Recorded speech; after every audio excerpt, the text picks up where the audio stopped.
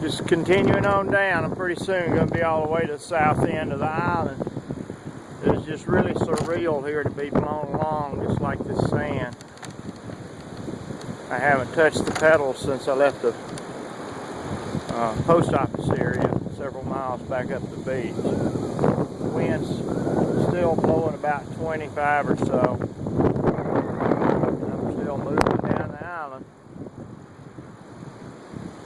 It's down south end near where the Andrews Beach.